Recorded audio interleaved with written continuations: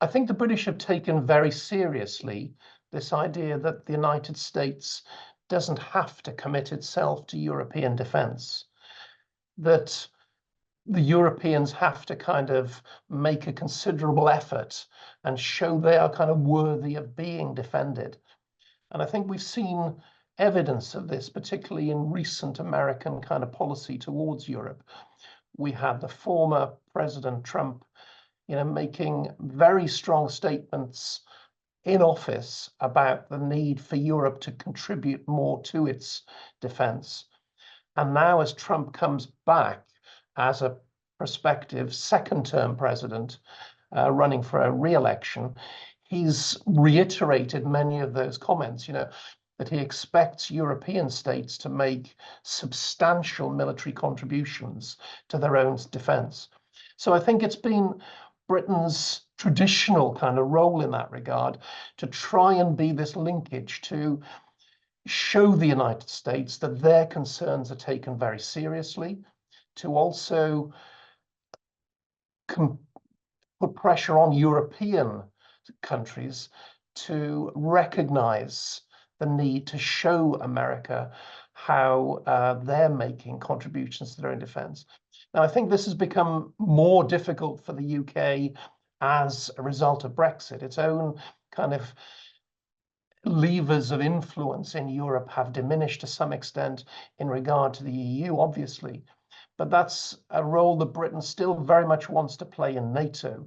It wants the European countries to take that seriously and to be seen to be convincing America that we're worthy allies.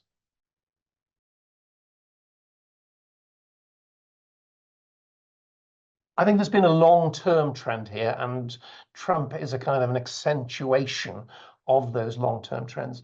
If you go right back to the end of the Cold War, you've got a sense in the United States that its role in Europe is much more uncertain.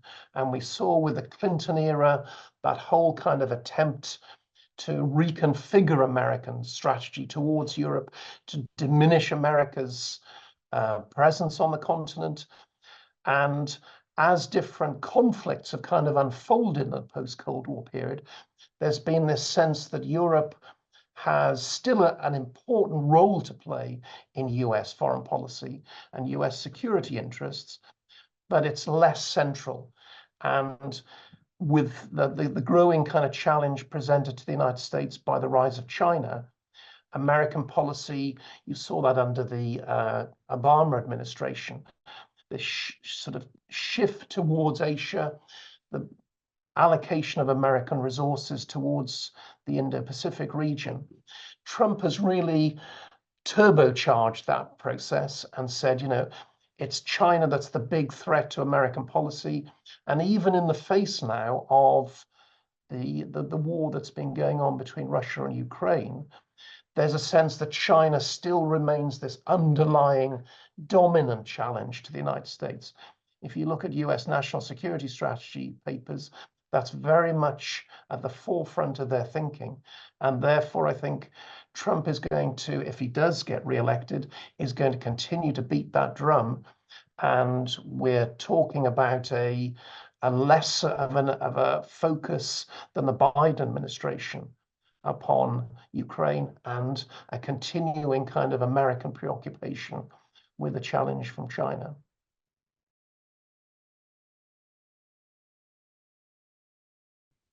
What I try and argue in my book really is that the British military, the armed services in the UK, have a really important role in kind of keeping that relationship with the United States important. And in a time when I think we would all agree we're in, a highly volatile, highly threatening kind of environment, with the United States increasingly looking to the Indo-Pacific, keeping this relationship close is really important. So what I argue in my book really firstly is that the British military have actively cultivated that relationship, and they've put lots of effort into kind of plugging into the United States during times of peace, in order that when there is a transition to a time of conflict, we can play a part in that. And what the book tries to sort of argue for the British is that that's difficult. You know, it's hard to act alongside a superpower. It really is. And sometimes our critics don't give the British, I think, enough um, credit for the efforts that they expend in this regard. Um, what we've also seen in the post-Cold War period, and I think continuing at the present time, is the changing nature of warfare itself. So with the ending of the Cold War, we saw, you know, increasingly wars of choice taking place in Europe. And Britain worked with the United States to make it possible for the British to kind of partner the United States in some of those conflicts. We saw the wars in Afghanistan and Iraq, where, again, very different forms of warfare, counterinsurgency, etc. So I think the British had to struggle again to kind of stay relevant to the United States. I think the last point I'd make about the book really is that I try and draw attention to the drawbacks as well as the advantages for the British of staying alongside the Americans. By talking with the Americans so closely, by working with them so regularly, we tend to get drawn into their thinking as well.